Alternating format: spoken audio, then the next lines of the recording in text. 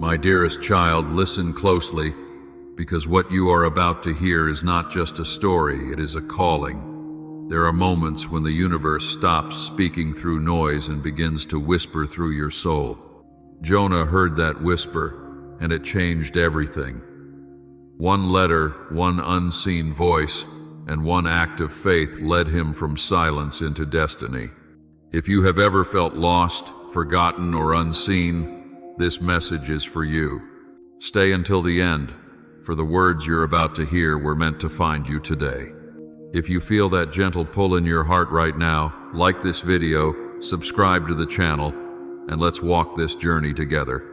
Because sometimes, the voice you're waiting for is already calling your name. Jonah Ward had always believed that silence was his closest companion. It stayed with him longer than any friend, outlasted every promise, and spoke in ways words could never reach. He lived quietly in a small town by the western coast, translating forgotten manuscripts for an old library that few people visited. The days passed like folded pages, each similar to the last, smooth and almost empty. Yet deep within he carried a restlessness that refused to sleep. For months, his dreams had turned strange. They began as faint whispers that brushed against his thoughts just before dawn. At first, he dismissed them as the ordinary wanderings of a weary mind. But the whispers grew clearer, almost deliberate, speaking words he could not recall when he woke. He only remembered how they made his chest tighten, as though someone had placed a hand upon his heart, not to harm but to remind him that he was being watched over. One evening, while cataloging ancient letters, Jonah found a folded parchment sealed with dark red wax. There was no name upon it, no date, and the handwriting across the fold was unfamiliar. The words written on the front were simple: "To the one who still listens." He hesitated before breaking the seal, half amused by the mystery and half uneasy, as though he were trespassing into a secret meant for another. Inside the parchment were only a few lines, written in ink so faint it seemed older than the paper itself. "My beloved child," it began, "this is not for the world, this is for you. You have been waiting without knowing what you wait for. You have been walking without knowing where the path leads. Tonight, your waiting ends." Jonah froze. His pulse began to beat loudly in his ears. The letter spoke in a voice he somehow recognized, though he had never heard it before. It was not the voice of a person, not the kind carried by breath and throat.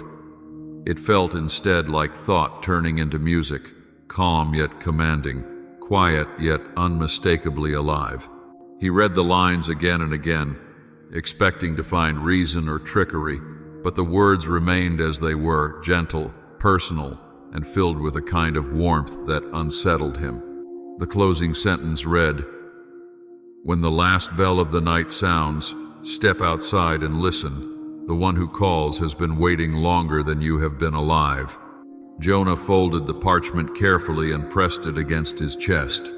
A part of him wanted to dismiss the message entirely, to throw it into the fire and forget it. Yet something stronger held him still. It was not curiosity alone, it was recognition. The letter seemed to speak from a place deeper than memory, as though it had been waiting within him all along, and the paper merely gave it form. The hours stretched on. He could not bring himself to sleep. The thought of midnight haunted him, the time the letter had promised a voice would call. Every passing minute carried both dread and longing. He walked in circles, whispered prayers he barely understood, and tried to silence his racing thoughts. But the quiet of the room began to change.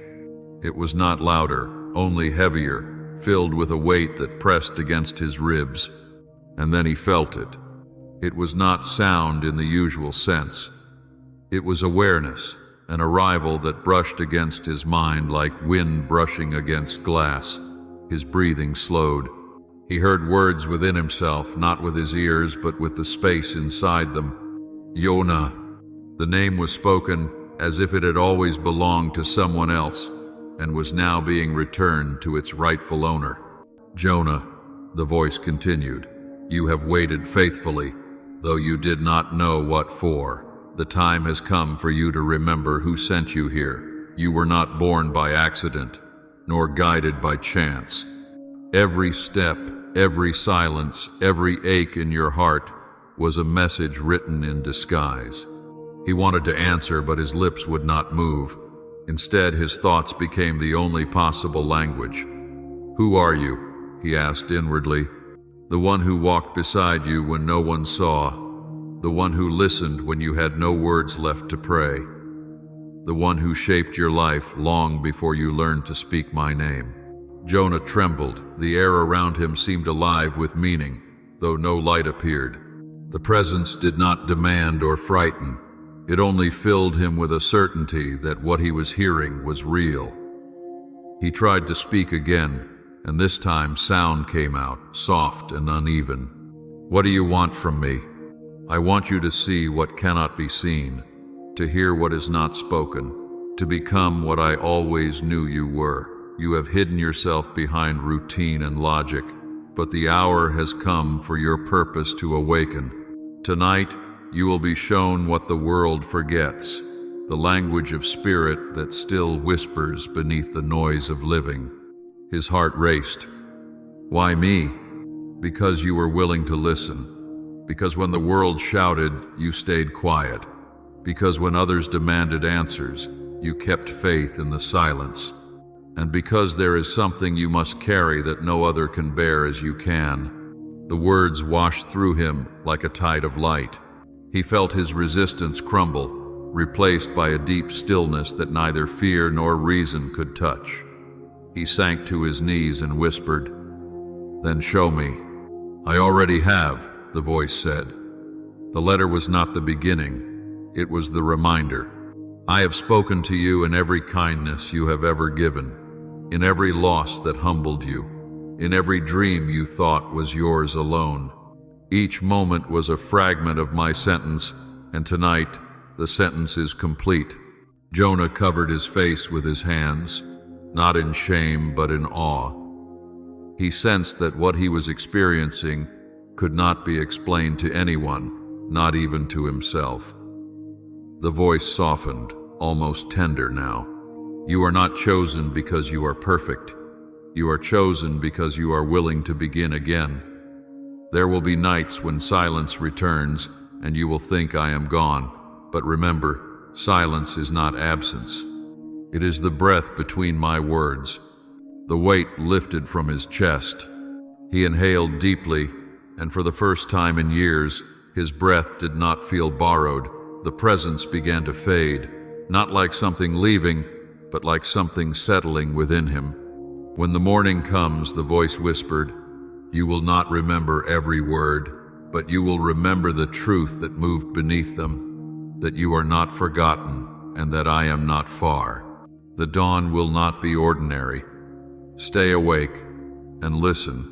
Then the stillness returned. The letter lay on the table, unchanged, but its ink seemed darker now, as if it had absorbed what had just been spoken. Jonah touched it lightly, unsure if he should feel joy or fear. Yet a quiet certainty grew in him, stronger than either emotion. Whatever this was, it had only just begun. He whispered to the empty room, "I am listening." And somewhere just beyond the edges of sound, a whisper answered, gentle and eternal, "Then walk, my child, for I am walking with you." Jonah woke before dawn and could not return to sleep. The words from the night did not replay as exact sentences, yet their meaning coursed through him with a steady pulse. He had been addressed, and the one who spoke had not been a passing thought. He felt as if a seal had been pressed upon his spirit. It did not bruise, it marked. He rose from his bed with the strange certainty that a reply was already expected of him. He dressed without thought for appearance and gathered the few possessions that felt necessary for a day when the ordinary rules no longer applied. A small notebook, a pencil worn to its stub, and the folded letter whose ink now seemed darker than when he first found it. He left his rooms and walked to the chapel where he sometimes read alone. He did not go to admire a place or to escape a place. He went because the quiet there had a way of making words come true. He entered and sat on the first bench he found. He did not bow or posture himself with ceremony. He only breathed. Then he placed the letter on his knees and whispered the simplest prayer he knew, the kind he had used as a child when language felt too large. He said he was present. He said he was listening. He said he was not here to bargain. The stillness answered first. It was the same presence from the night, clothed not in thunder but in comprehension. He recognized it the way a lost melody returns to the fingers that once learned it. The presence did not arrive from the outside. It rose from the center of him, as if a door he had avoided for years had opened at last. "Jonah," the voice said, "keep your words plain. I do not require a speech. I require a heart that can be taught." He nodded, though no one was there to see it. "Then teach me," he said. "I do not want to make this into something dramatic and then fail to live it. I begin with this," the voice replied. "Guard the quiet. Each day, make a small place where your soul can meet me without performance. Do not measure its length by clocks. Measure it by honesty.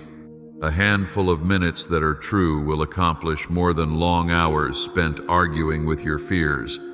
He wrote this instruction as faithfully as he could, breaking the lines only when the pencil begged for it. He had kept journals for years, but this writing felt different. He was not recording his reflections for later reading. He was receiving directions from someone who knew the map. Next, the voice said, "Give me your first yes before you ask for the plan. You would prefer to see the whole road, the distance, the dangers, the detours. Trust me instead with the next step. Begin where your feet already stand. Make a call you have delayed. Forgive a debt you keep revisiting in your thoughts. Return a promise you made to yourself and then forgot when you chose what was easier. When you start there, I can direct your progress without breaking your strength." He paused, then closed his eyes and asked, "What if I say yes and then fail?" "You will begin again," the voice answered.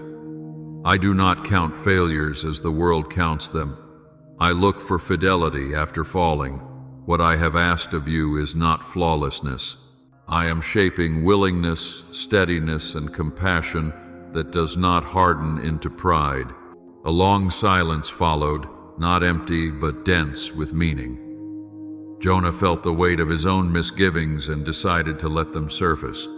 He spoke them one by one, not to justify himself, but to bring them into light where excuses cannot flourish. He said he feared disappointing the one who spoke to him. He said he feared telling anyone and being dismissed as unwell. He said he feared the slow grind of daily obedience more than any single brave act. The voice did not rush to correct him. It allowed each confession to land. Then, with the gentleness of a hand steadying a trembling shoulder, it answered, "You are not a disappointment. You are a beginning. Do not try to impress those who do not carry this assignment. Some will not understand, and that is not your work to fix. As for the daily work, learn my rhythm. Listen, respond, breathe, bless, rest, rejoice. Repeat this pattern and let it carry you farther than urgency ever could." He wrote those verbs on the page and underlined them, not as magic words, but as a pattern to return to when the day became loud. He understood for the first time that he would need a way to keep himself from crafting grand ideals and then starving them with exhaustion. The pattern felt like a lamp he could carry. "There is more," the voice continued. "Set boundaries for your peace. Not every voice that wants access to you deserves it. You are not responsible to be everywhere. You are responsible to be where I send you. Bless those who cannot walk with you into the next chapter and release them. Blessing is not the same as carrying. Release is not rejection when I am the one who asks for it. The words met a tender place in him. He had spent years saying yes to every request, not out of compassion alone, but out of a quiet fear that love would leave if he ever said no. He saw how that fear had taught him to make promises he could not keep, and to keep company he could not help. The instruction felt like oxygen. "Who am I becoming?" he asked. He did not mean the title he might wear or the task he might complete. He meant the kind of person he would be if he lived these words without theatrics. "You are becoming a steady one," the voice answered. "Not loud, not obscure, a person whose presence makes rooms exhale. People will not always recall your sentences, but they will remember how their hearts settled when you were near. That is not your charm. That is my nearness resting on you. Protect it not with suspicion, but with truth and rest." He pressed his palms together and let the phrase, "a steady one," repeat in his thoughts until it felt like a vow. He wanted to ask for proofs and signs and wonders, but he doubted he could steward them well. The voice, somehow aware of his unspoken longing, returned to the matter with clear mercy. "You may ask for confirmation, and I will not shame you for being human. A few small assurances will meet you, not to make you chase signs, but to help your heart hold steady. A sentence from an unexpected mouth will echo a prayer you thought I did not hear. A provision will arrive with a kindness that reveals my character more than my power. A conversation will conclude something old with gentleness and free your steps. Watch for these, but do not lean on them more than you lean on me." He wrote slowly, careful not to decorate the promise with his own appetite for spectacle. He repeated the word gentleness aloud and felt its shape fit the future better than dramatic triumphs. He had no wish to impress anyone. He wanted to become someone who did not need impressing. The silence shifted again, this time tilting toward instruction of a more practical kind. "Jonah, bring order to your inner life, and your outer work will follow. Choose one simple practice in the morning and one in the evening and keep them. In the morning, offer gratitude before you seek answers. In the evening, release what you cannot repair overnight. You will notice how peace multiplies when you quit trying to fix the dark with worry." He agreed and determined to begin that very day. Gratitude first, release last. If he could do no other thing well, he would at least do that without fail. He thought then of people he loved and people he had lost. He thought of the friend who had grown distant without conversation, of the sharp words he had never spoken but still rehearsed in private, of the apologies he owed but had postponed to spare his pride. He asked what he should do about these. "Begin with honesty spoken kindly," the voice said. "Do not rehearse imaginary arguments. Seek repair where there is life, where there is refusal. Withdraw your accusation and keep your heart clean. I will teach you the difference between peace that comes from truth and quiet that comes from avoidance." His chest loosened in a way he had not felt in years. Something in him had believed that reconciliation was a drama staged for applause. Now he saw that it could be a plain offering given in private, and that the offering itself, not the outcome, would keep him free. The voice paused, and Jonah sensed a turn. He braced for an assignment he would not want, but what came was not a burden, it was a release.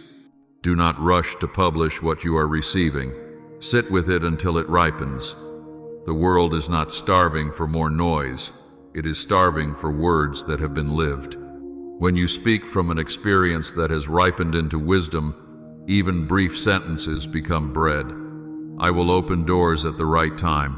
You will not have to force them. They will recognize you.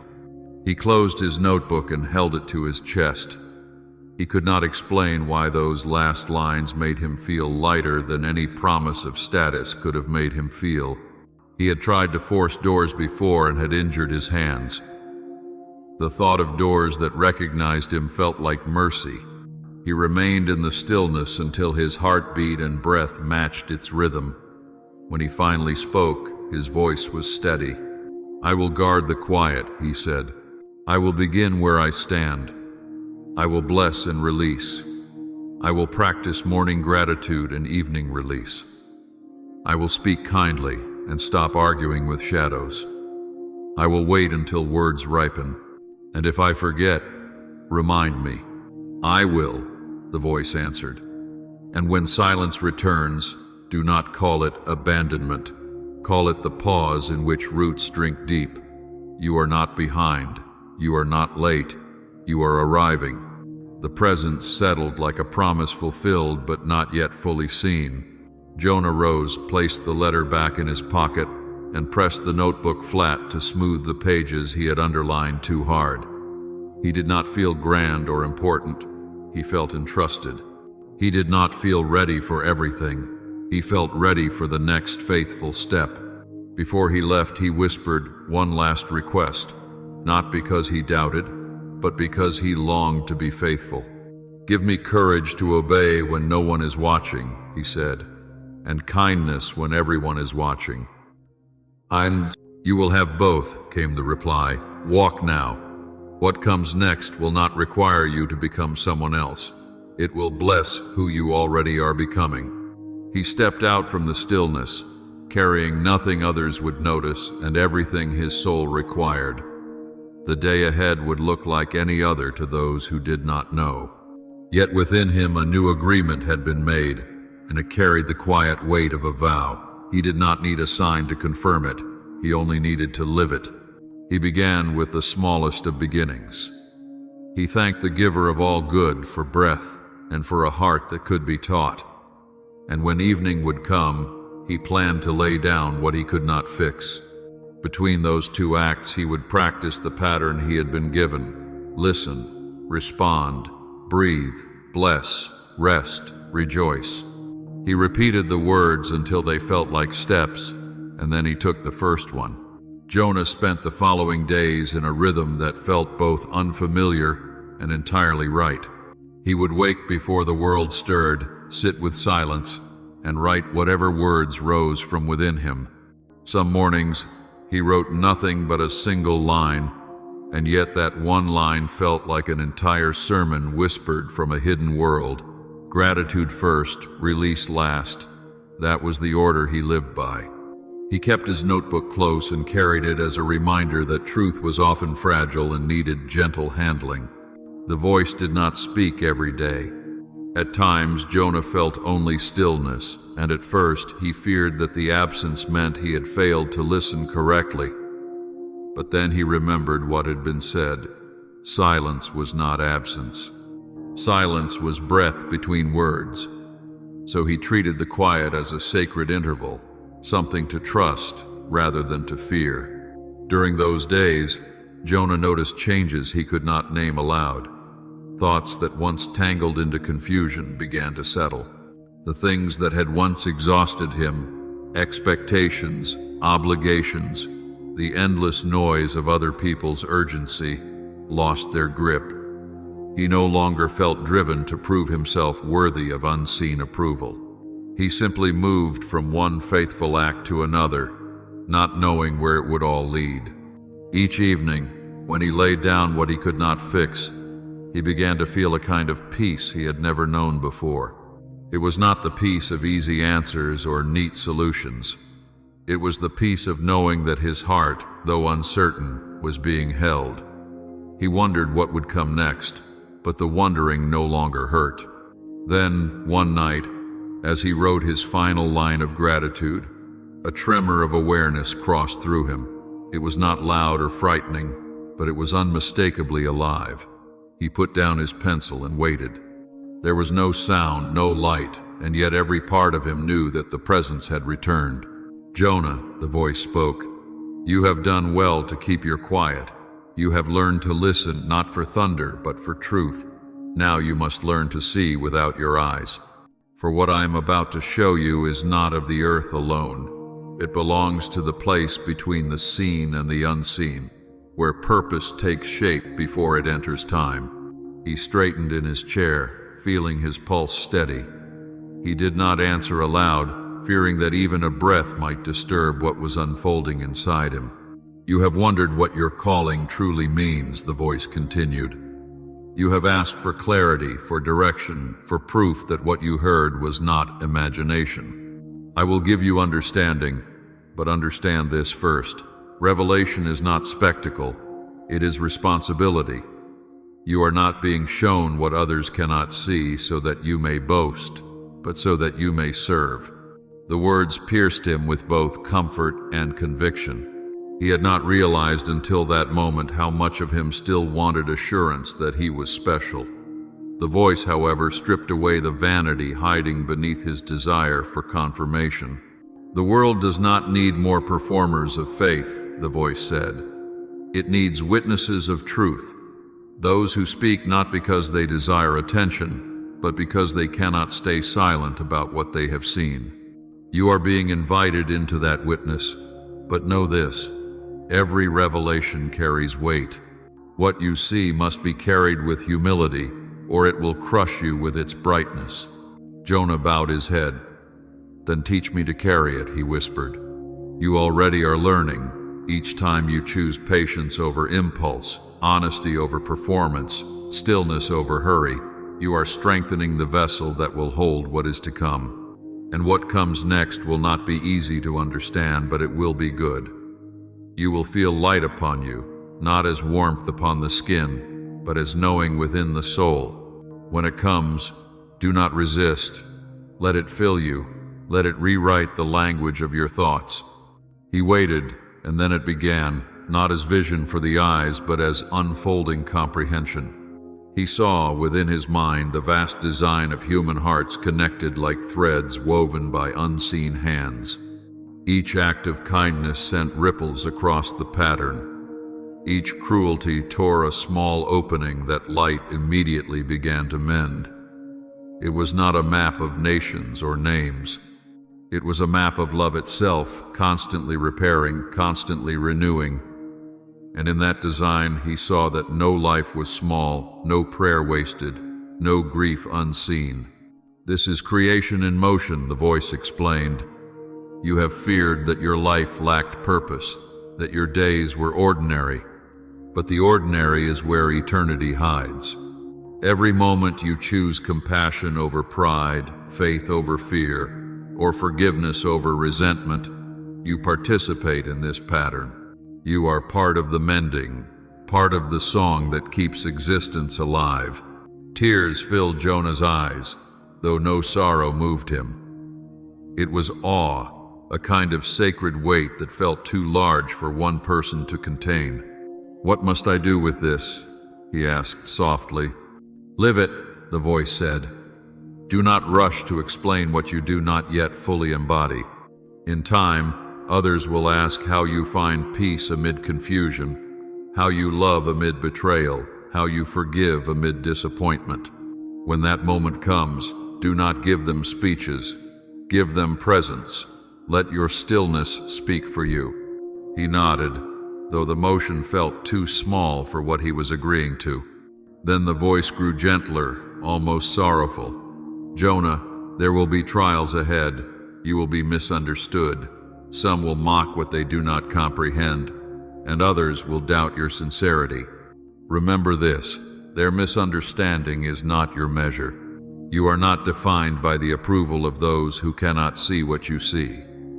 When you are tempted to defend yourself, remain silent. Truth defends itself through time." He felt those words carved deep into him. They were not warnings meant to frighten. They were preparations meant to fortify.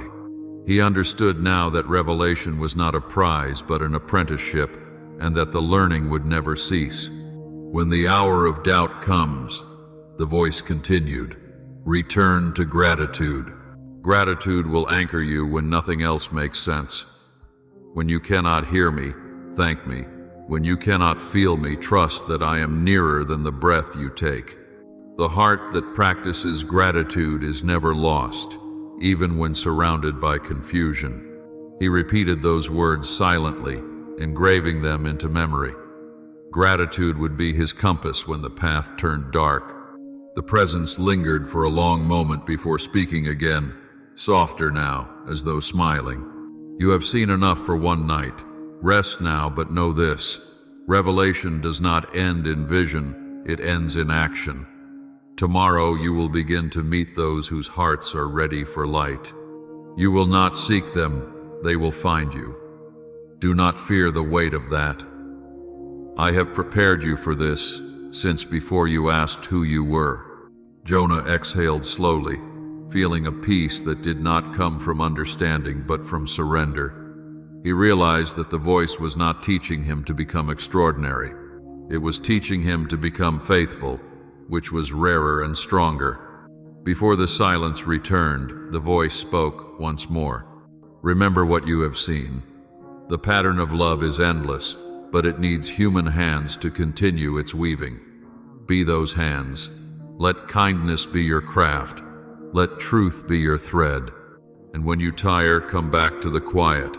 I will be there, as I have always been." The presence withdrew, leaving him alone with the echo of divine calm. He could still sense its rhythm, as if a heartbeat larger than the world pulsed within him. He did not try to describe it or to name it. He only sat still until the weight became light again, until awe turned into peace. When at last he stood, he did not feel changed in a way others might notice. He looked like the same man who had walked into that quiet moment, yet inside him something vast had turned.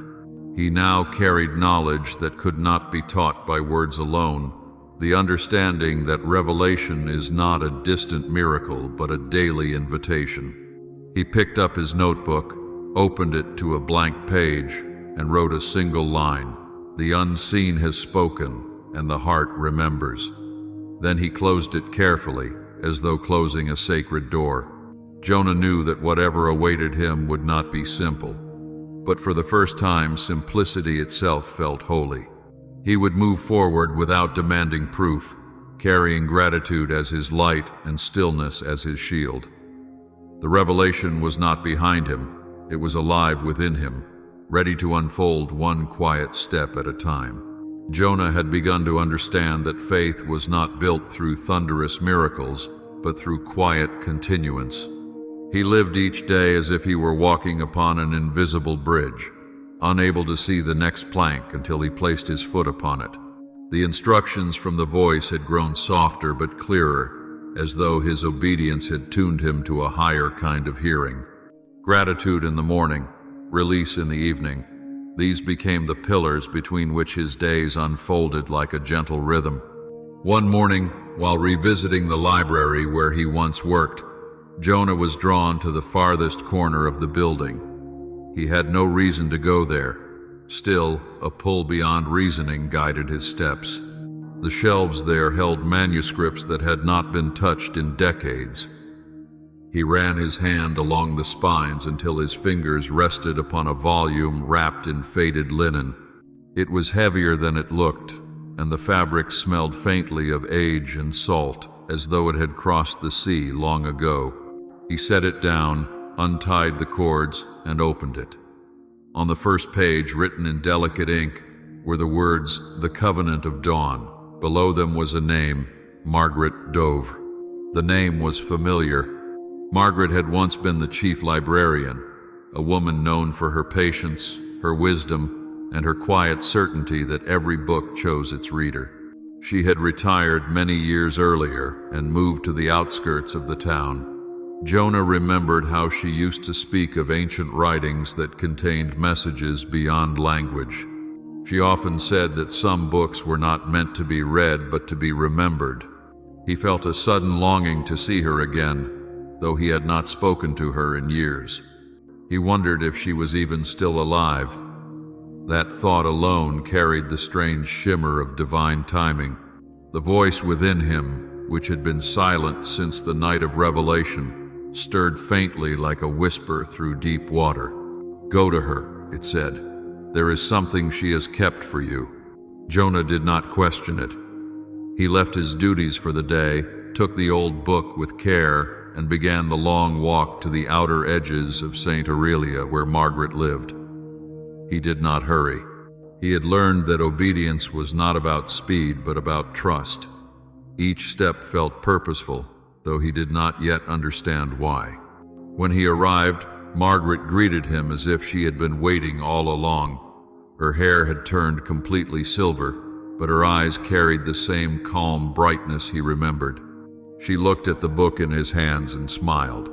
"I was wondering when it would call you," she said, her voice soft but unwavering. "It always does, when the time is right."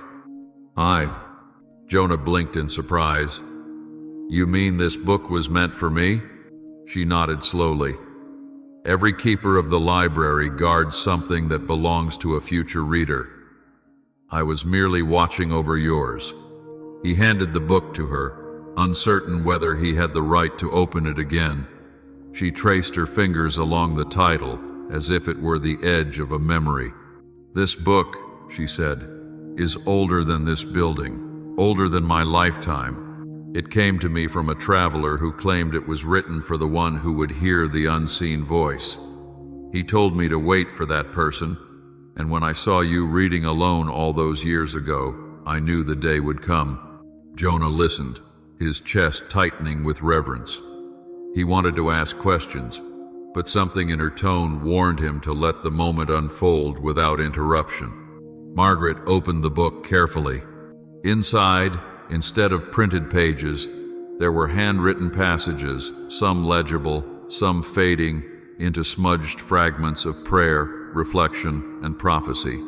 Every line seemed alive, as though written in the same spirit that had spoken to Jonah during his long nights of waiting. "I could never fully understand it," she admitted. "The words changed each time I looked at them.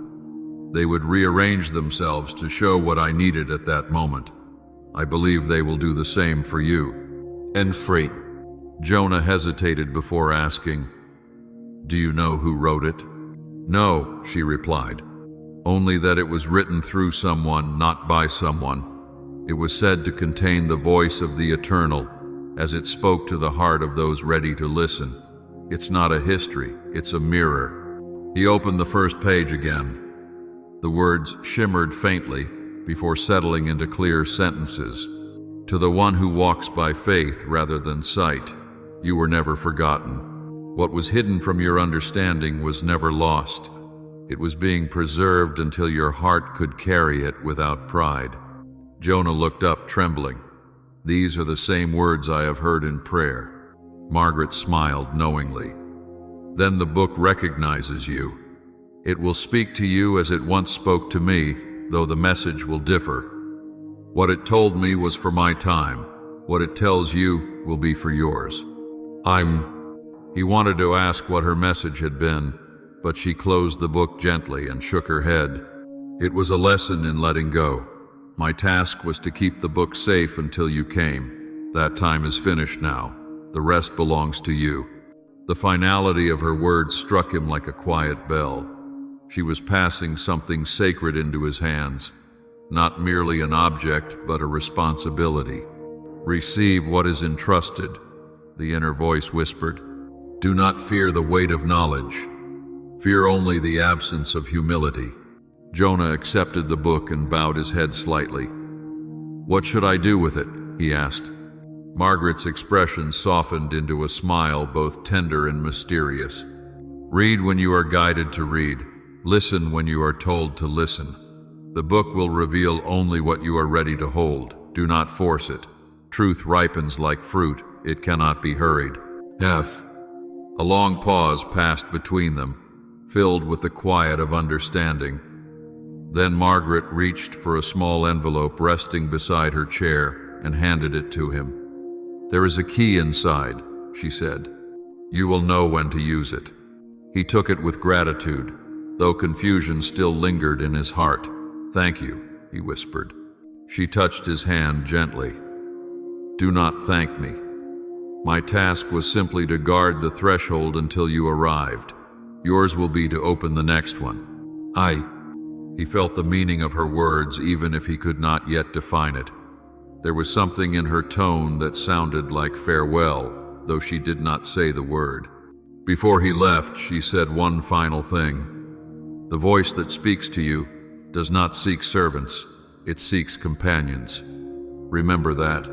To walk with the divine is not to obey without thought, but to love without condition. Jonah left with the book pressed against his chest, the envelope hidden safely in his pocket. As he walked back through the quiet streets, the voice within him returned, not as command but as affirmation. You have met a keeper of wisdom, it said. Every generation has one, those who preserve what others forget, waiting for the hearts prepared to continue the work. What you hold is not a record of the past, but a living testimony. Guard it well, for its words will change as you change. He nodded silently, feeling the truth of it sink deep into him. That night, he placed the book beside his bed but did not open it. He sensed that it would speak again only when the hour was right. He lay awake for a long time, thinking about Margaret, about her years of waiting, about the humility it took to carry a secret meant for another.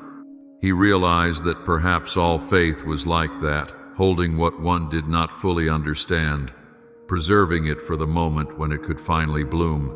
Before sleep came, the voice whispered once more, "The covenant of dawn is not about beginnings. It is about remembering what began before you were born. Every heart that listens adds one more note to the eternal song. Rest now, Jonah. The book will awaken when your courage does." He closed his eyes, and though the world outside remained unchanged, something irreversible had shifted within him. The revelation was no longer just a message to hear, it had become a calling to live. And so, as the night deepened, the keeper of hidden books slept while the words of the covenant of dawn waited, alive, patient, and ready for the next whisper that would turn a page no hand could yet touch. Days began to pass with a rhythm that no clock could mark. Jonah lived as though he had stepped into a hidden current, one that carried him forward even when his steps felt uncertain. The covenant of dawn rested always within reach, yet it remained closed. The voice inside him had told him to wait until courage awakened, and though he could not define what that courage meant, he sensed that opening the book before its time would rob it of its power. At first, life seemed calm. He performed his daily duties at the library, helped the few visitors who came seeking knowledge, and maintained the quiet discipline of his inner practices. Gratitude at dawn, release at dusk. Those small acts had become anchors. But peace, Jonah learned, was not the absence of trial. It was the strength to remain rooted when the ground began to shake. The first tremor came quietly. A close friend, whom Jonah had once trusted with his deepest thoughts, began to speak of him with doubt. Whispers spread among their small circle that Jonah had grown strange, too distant, too absorbed in unseen things. He was told indirectly that others pitied him, believing that grief or loneliness had clouded his reason. He felt the sting of those words not because they were cruel, but because they were spoken by those who had once understood him. He wanted to explain that he was not lost, that he had merely stepped into something deeper than certainty, but he realized that explanation would sound like madness to ears unprepared for mystery. So he said nothing. Instead, he turned inward, asking the voice within him why misunderstanding had arrived so swiftly after revelation. "Because truth must be tested," the voice replied. "You have received peace as a gift, but endurance must shape it into strength. When others question you, do not defend your name. Let your integrity speak over time. What is real needs no defense." The words steadied him, though the loneliness did not fade. It deepened into silence, a silence heavier than the one he had once sought in prayer. For the first time since his awakening, he felt a distance between himself and the divine presence that had guided him. He prayed, and the heavens seemed quiet. He waited, and no whisper came. At first, fear tried to take hold. He wondered if he had failed in some hidden way, if he had disappointed the one who called him. He searched his heart for pride, for hidden rebellion, for any seed of disobedience that might have driven the voice away. Yet the silence remained. Days stretched into weeks, and still there was nothing.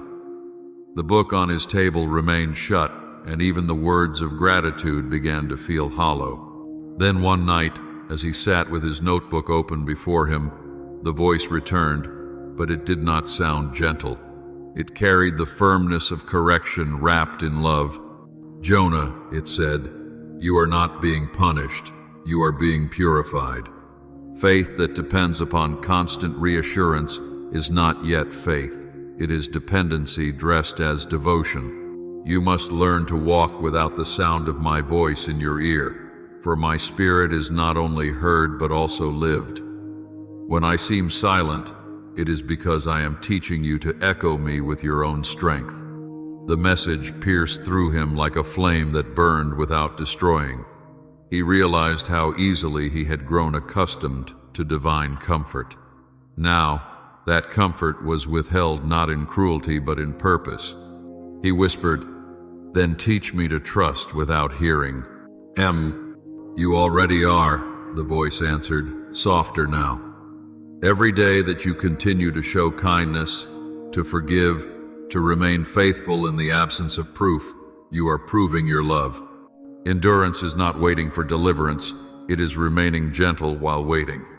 You will not lose me in silence. You will find me within it." Tears came, but they were not the tears of despair.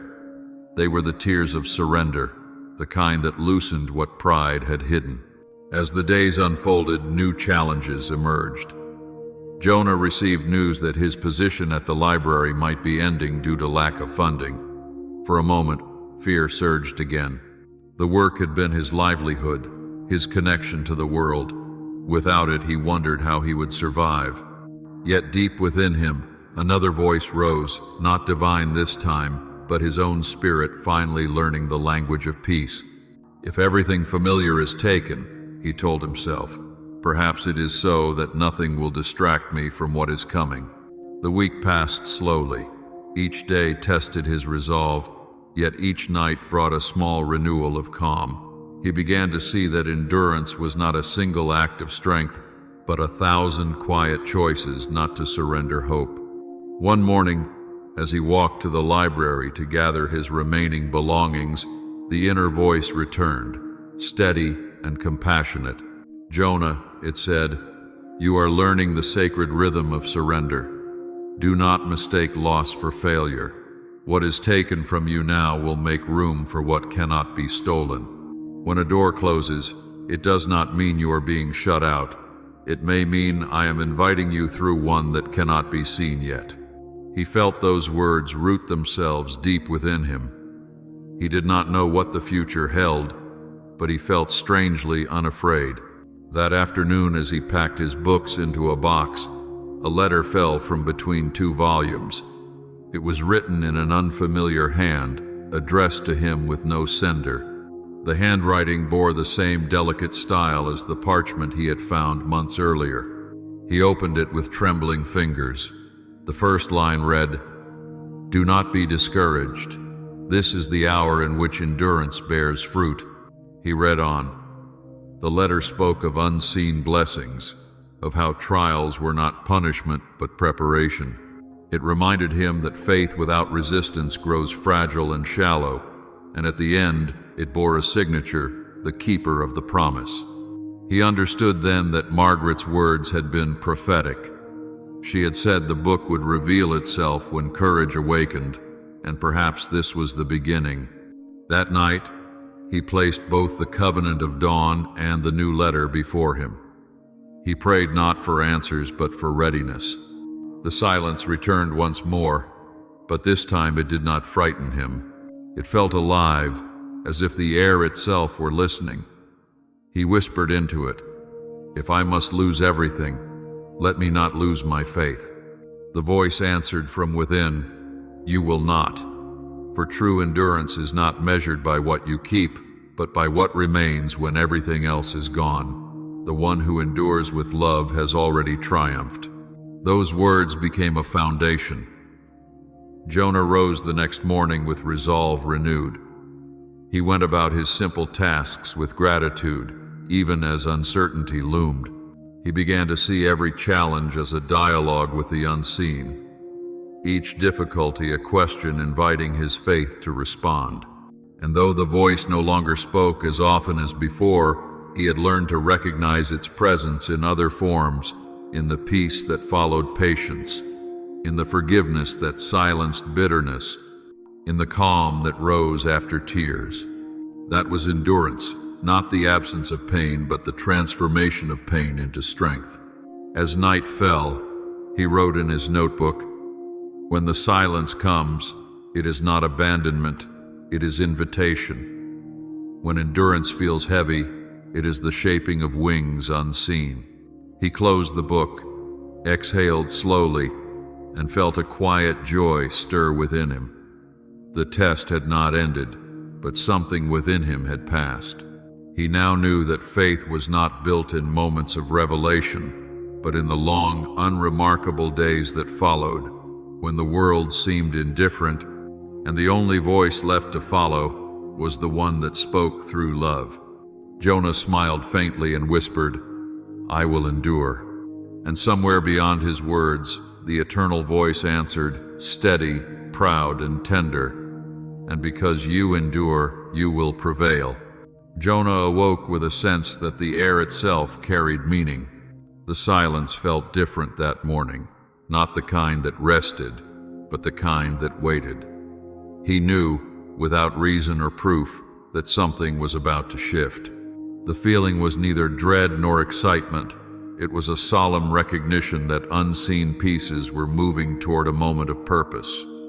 He began his day with gratitude, as he always did, though his thoughts felt heavy with anticipation. The rhythm that had once steadied him now felt like a quiet drumbeat leading him toward a destination he could not yet name. When he finished his prayer, his eyes fell upon the Covenant of Dawn, still unopened. Its cover seemed almost to breathe. He whispered, "Is it time?"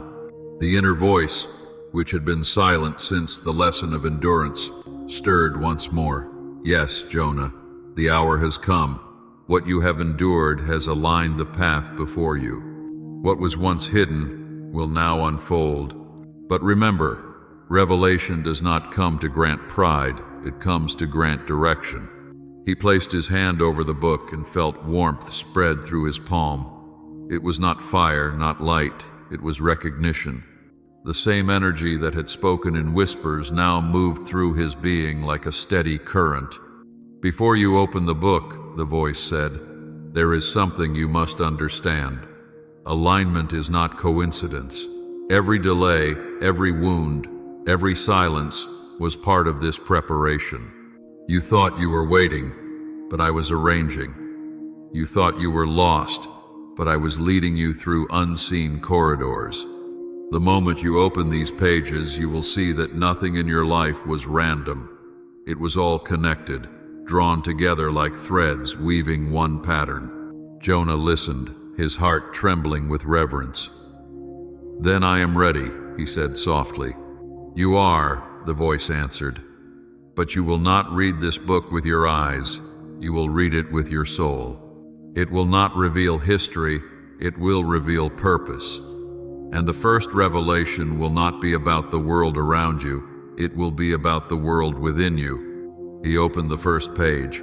The words shimmered faintly, and then began to arrange themselves, forming sentences that seemed to write themselves anew. "Beloved one, alignment begins when surrender becomes strength. The soul that no longer struggles against its path begins to walk in harmony with it. You have fought your own heart in search of understanding, but now you will learn to let your heart lead. The one who follows divine rhythm cannot be defeated, for they no longer move against the current. They become the current itself." Jonah read silently, feeling the words sink beneath language into the deeper soil of awareness. Each sentence felt alive, not as information, but as transformation. The book was not telling him something new. It was awakening something ancient within him. It continued reading. "When the mind releases its demand for control and the heart opens in trust, alignment begins to manifest. Signs appear, not to astonish, but to affirm. You will begin to notice that every encounter, every delay, every whisper of intuition is part of the same design. Walk with attention, for the divine rarely shouts. It speaks through patterns. He paused and whispered, "Then all that has happened was not wasted." "Nothing is wasted," the voice within him answered gently. "Even what felt like loss was preparation. Every closed door taught you how to recognize the one that would open. Every rejection purified your intentions. Every silence taught you to hear the unspoken." He continued to read, and the next words reached him like a direct conversation. "Now you must act. Go to the place where your waiting began. There lies the key that will open the next chapter. Do not hesitate, for the alignment you feel is time itself agreeing with your obedience." The letter from Margaret came to his mind, the one containing the small key she had given him. Until that moment, he had not understood its purpose. Now he did. "Saint Aurelia," he whispered. "The chapel." "Yes," the voice confirmed. "The foundation of your calling rests there. What was started in silence must be continued in faith. When you return, you will not see the same place. You will see the same truth revealed more deeply. The key you carry will fit more than a lock. It will fit a moment written before your birth." Jonah rose with determination, but there was no haste in him. He had learned that divine timing was not driven by urgency but by readiness. As he walked, his thoughts were filled with quiet gratitude. Every hardship, every confusion, even every unanswered prayer now glowed with new meaning. They had not been obstacles, they had been alignments in disguise. He spoke softly as he walked. "I see now that waiting was never punishment, it was invitation. It was grace, teaching me to move in rhythm with purpose." "And now you move in that rhythm," the voice said. "But do not mistake alignment for ease. The world will not always celebrate those who walk in divine order. Some will call you foolish, others will call you lost. Yet your peace will be proof enough. Keep that peace, for it is your compass. When confusion surrounds you again, return to peace. It will always point home."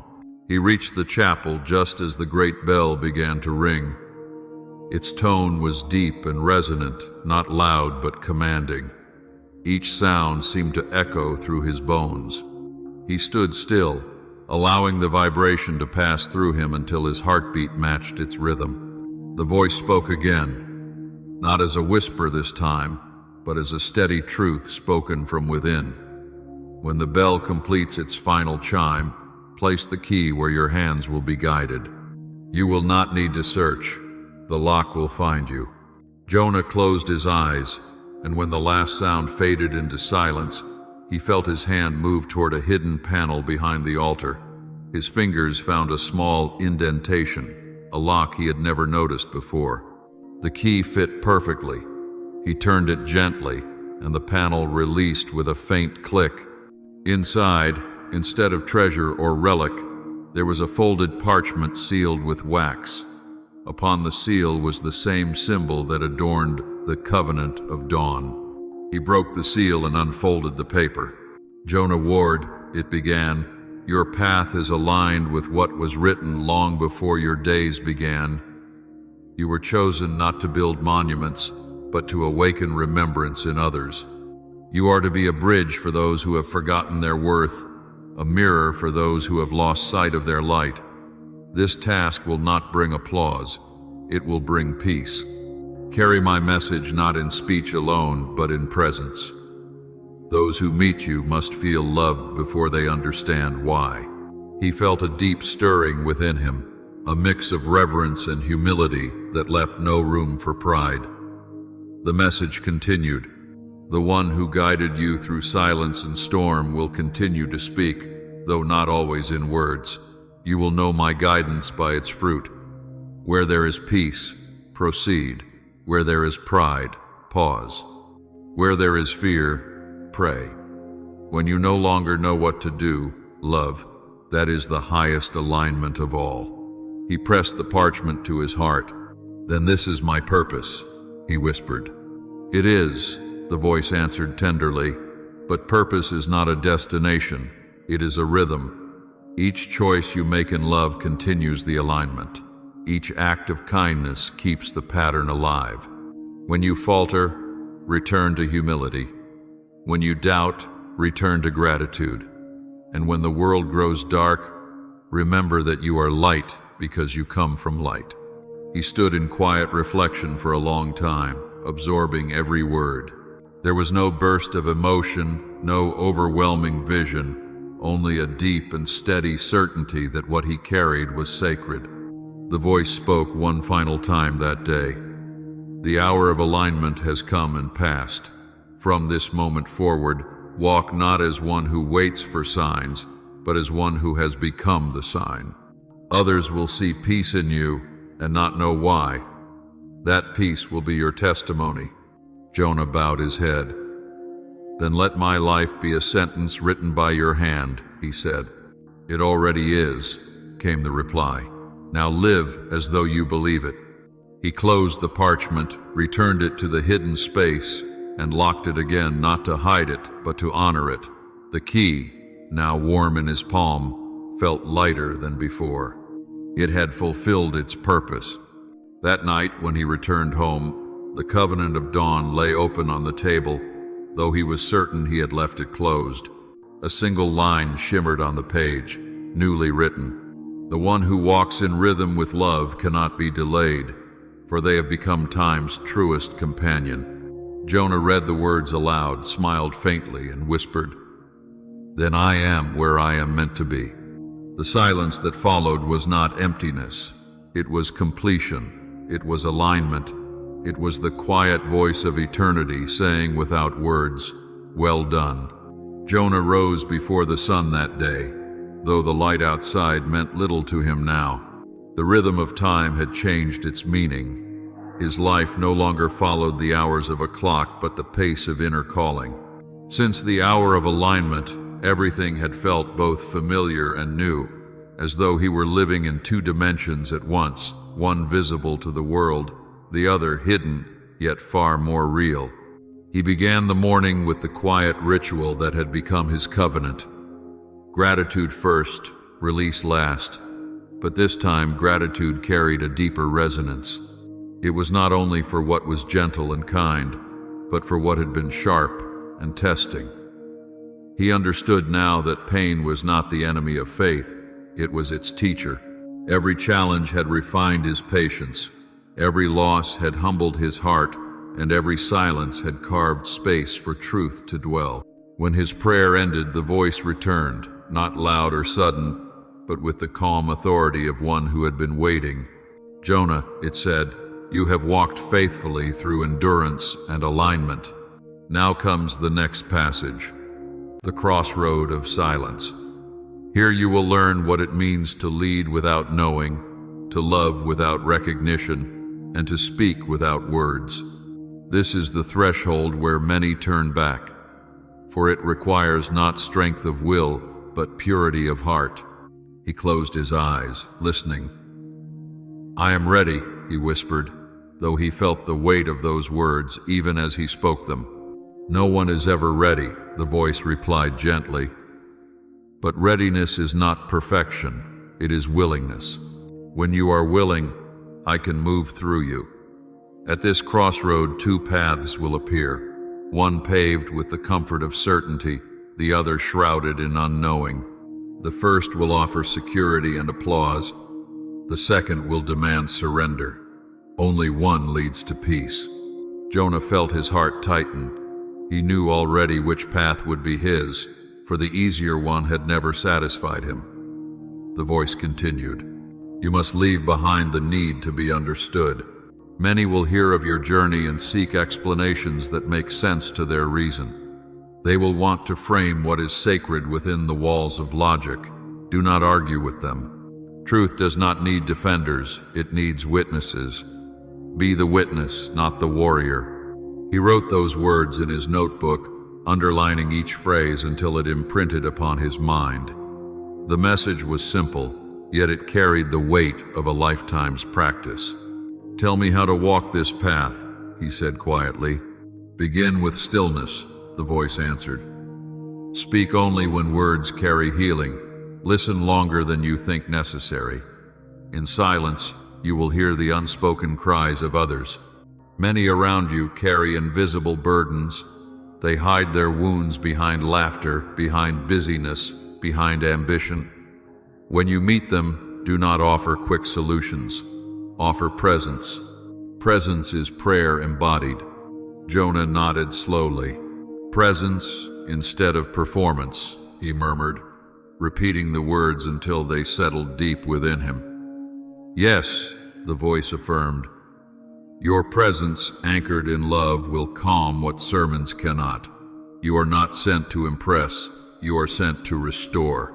When you sit beside the broken-hearted, let your quiet faith become the doorway through which they glimpse eternity. When you meet anger, respond with patience that does not yield to fear. When you meet deceit, answer with truth untainted by pride. This is how peace travels, from heart to heart, unseen but unstoppable." He paused, taking in the gravity of that commission. To restore peace through quietness seemed like an impossible task in a world so loud. Yet the simplicity of it disarmed his doubts. He realized that change often began in whispers, not in thunder. The voice continued. "There is one more lesson in this crossroad, Jonah. You must learn to trust companionship again. You have walked alone for many seasons, believing solitude was the only safe path. But I did not create you to walk forever in isolation. Soon, you will meet travelers whose journeys align with yours. They will not replace me, but they will reflect me. Do not close your heart to them out of fear of loss. To love is to risk sorrow, but it is also to invite grace." Jonah felt emotion rise within him. He had grown accustomed to solitude, to being unseen. Yet the thought of meeting others who shared the same light stirred something warm and hesitant within his spirit. "How will I know them?" he asked. "You will know them not by their words, but by their peace," the voice said. "When you encounter them, your heart will rest without explanation. There will be no competition, no pretense, only recognition, the kind that exists between souls who remember one another from the silence before time." He breathed deeply, letting that truth settle in. For the first time, he realized that divine companionship was not found through searching, but through becoming.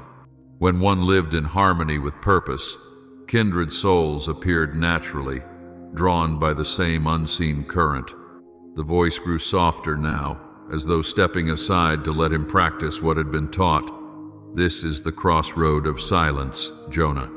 Here you must learn that obedience without understanding is the purest form of trust. Walk forward, even when you do not hear me. My silence is not withdrawal, it is confidence in you." When a teacher grows quiet, it is because the student has begun to live the lesson. He felt tears slip down his cheeks, though he did not know why. They were not tears of sadness or joy, but of recognition. He had longed for continual instruction, yet the greatest honor was to be trusted with silence. "Then if you fall silent," he said softly, "let me not seek your voice only in words. Let me find it in kindness, in patience, in truth lived out. That is where I will always be," the voice replied tenderly. "Not above you, not beyond you, but within every act of love you choose to give. That is how the divine remains visible in an invisible world." The words lingered in his heart long after the voice faded. He sat in quiet contemplation, realizing that this new season of his journey would not be marked by visions or revelations, but by choices, small, deliberate, sacred choices that would shape the invisible architecture of his life.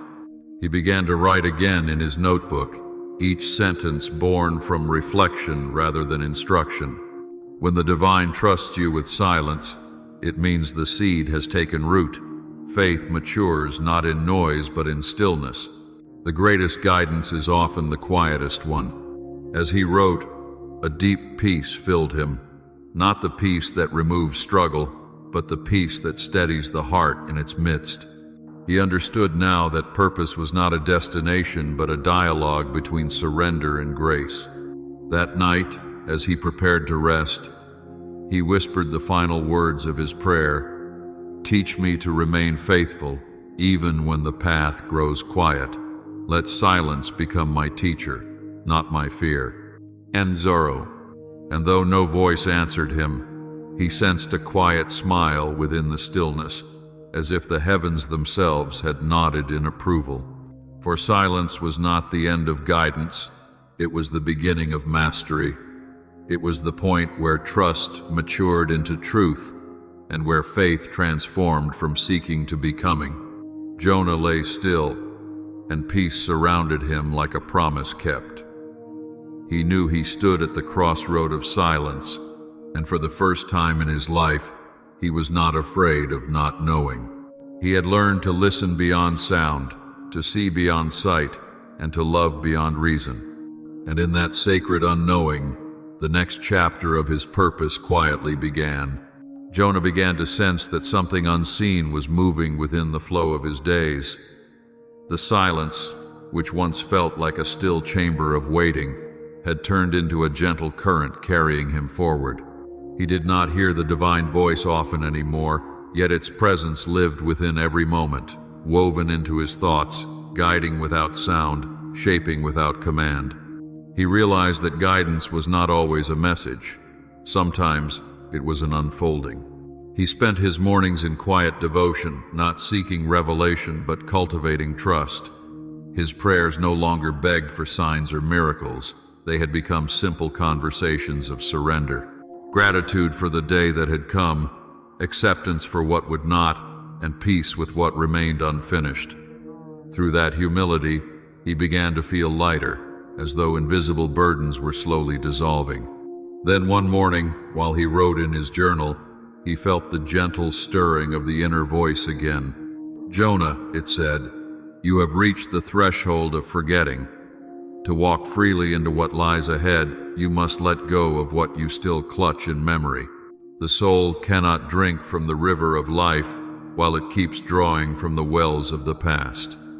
You have forgiven others, yet you have not forgiven yourself. It is time to release what has already been redeemed." He froze at those words. They pierced deeper than he expected. He had always believed himself free from regret, but the truth hidden beneath his calmness told another story. There were still corners of his heart where shame lingered, times when he had chosen silence over courage, comfort over conviction, fear over faith.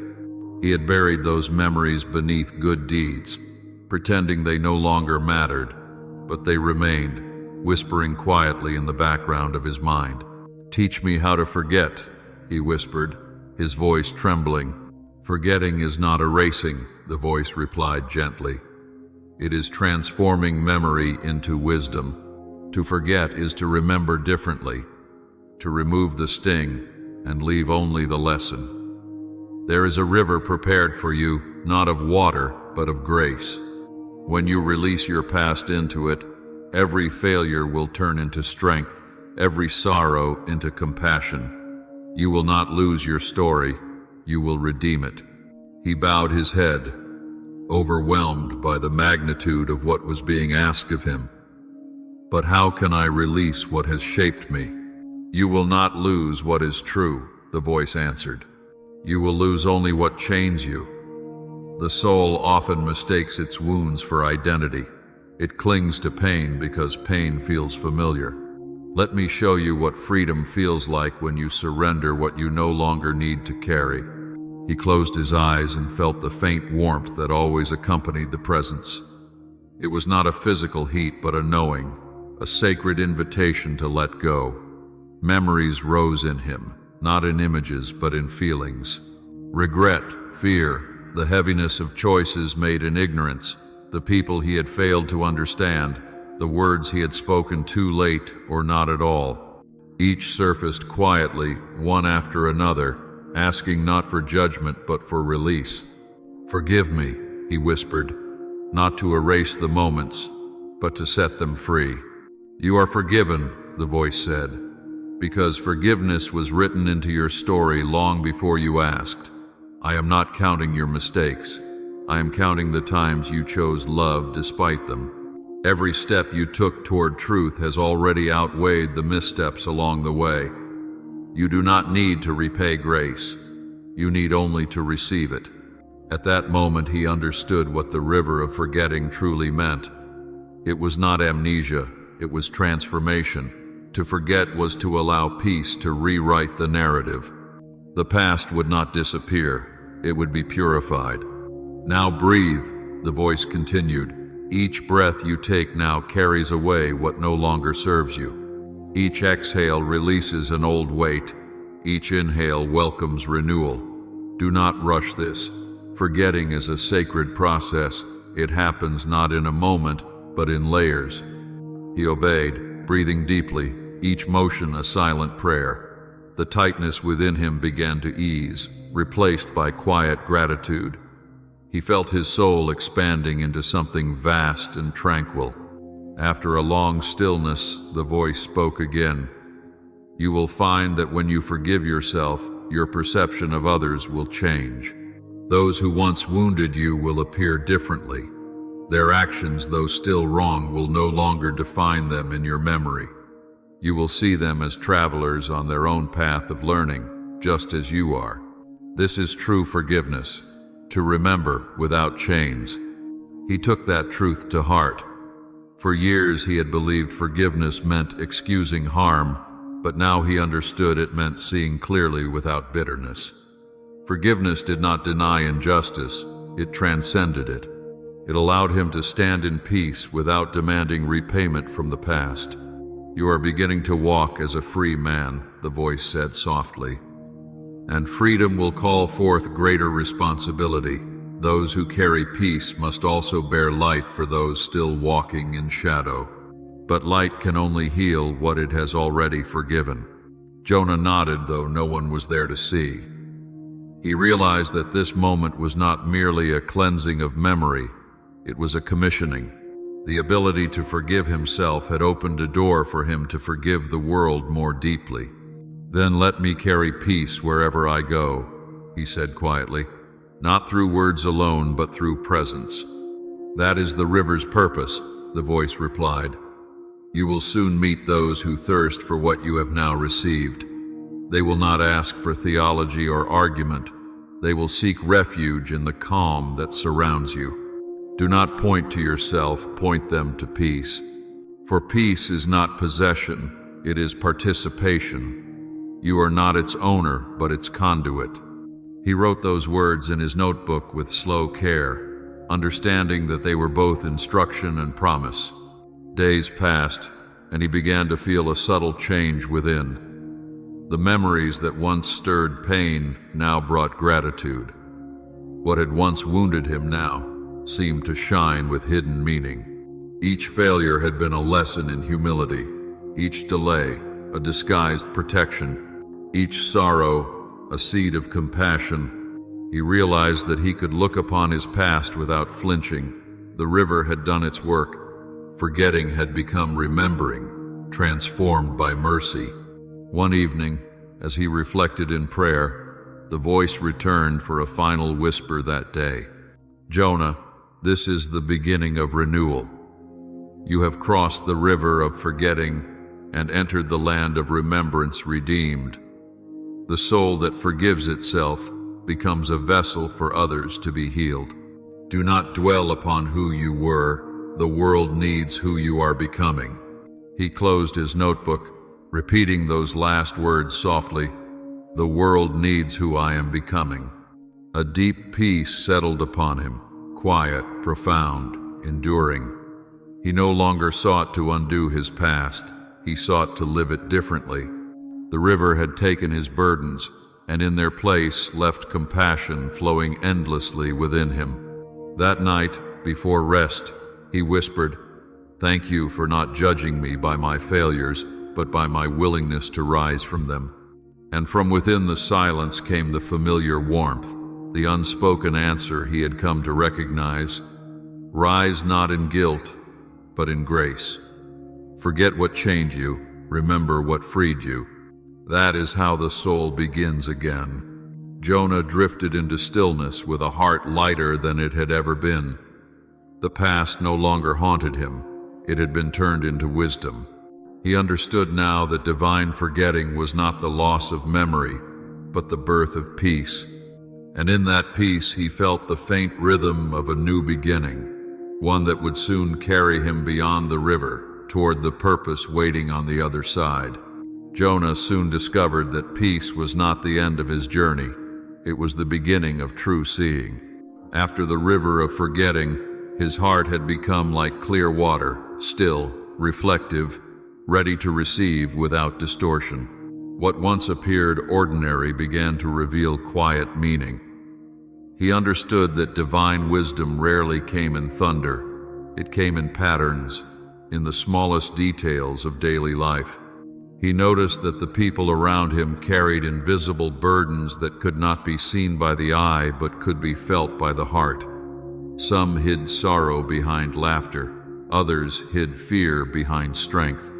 Yet, when he met their gaze, something passed between them, a calmness, a reassurance that needed no words. The peace within him had become a mirror, showing others the possibility of peace within themselves.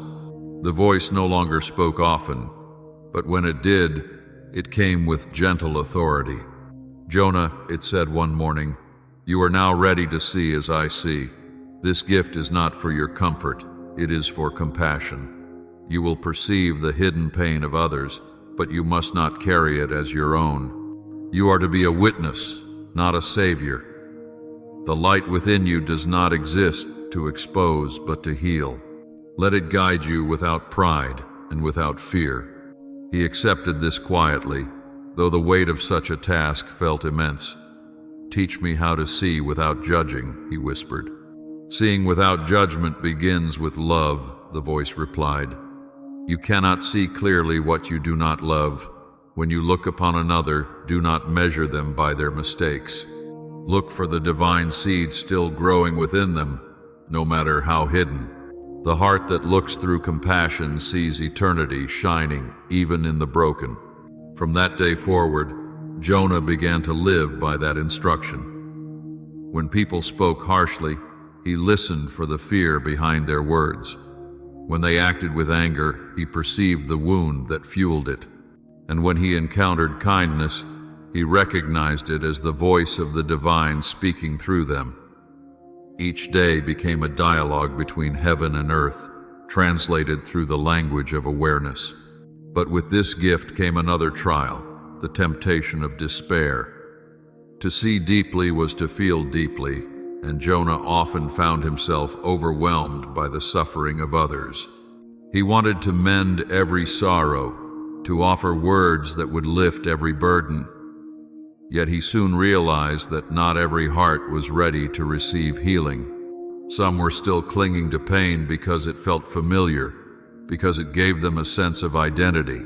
One evening, exhausted by compassion that had turned into sorrow, Jonah spoke to the inner voice again.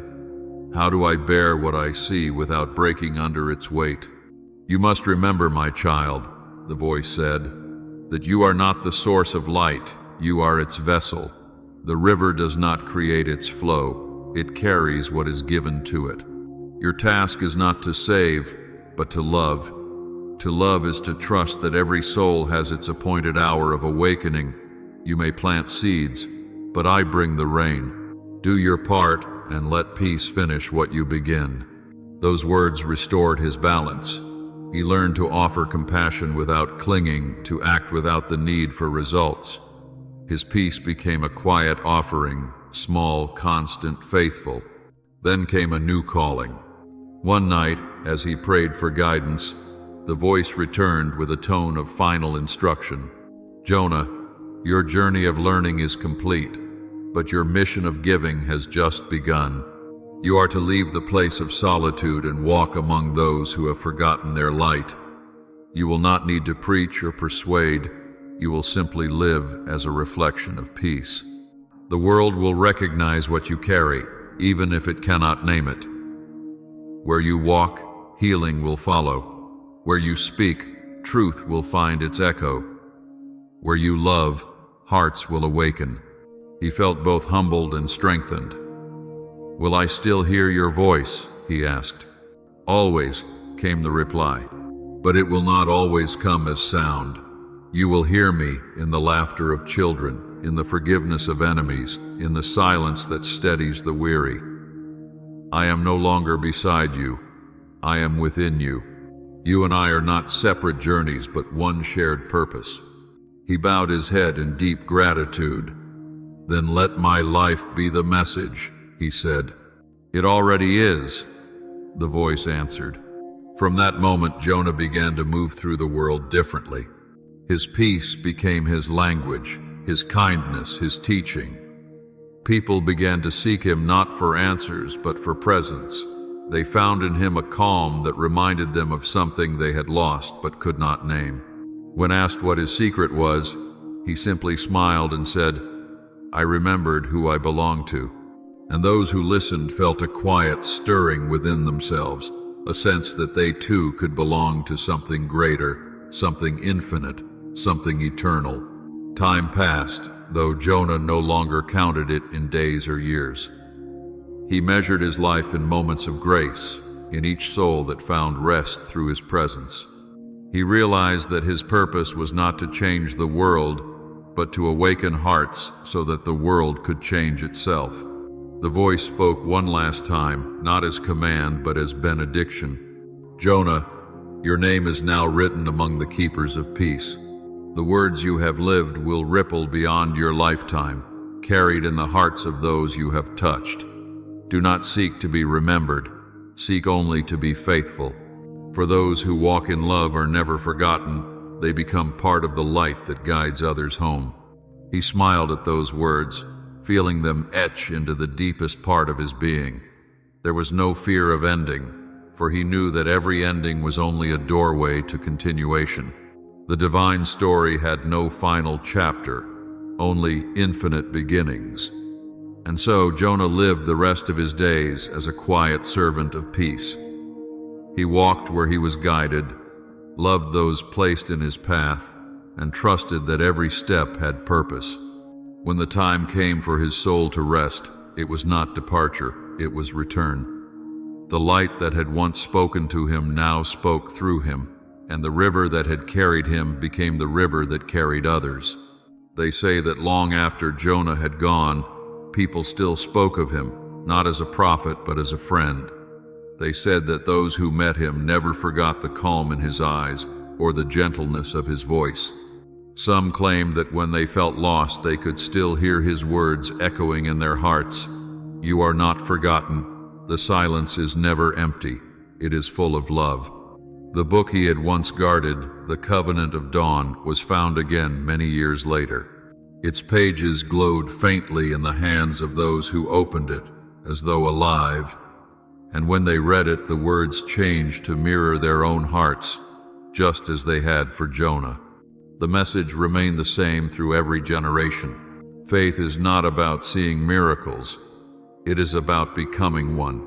And so the story continues, whispered from one soul to another, as gentle as the wind that moves through eternity. My dearest child, you who have walked beside Jonah through every chapter, remember this. His journey is not separate from yours. The voice that guided him still speaks, waiting for the quiet within you to listen. You do not need to be extraordinary to be chosen. You need only to be willing. Carry peace into your days as he did. Forgive what wounded you. Love what life has given. Trust what you cannot yet see. And when the world grows silent, do not fear the stillness.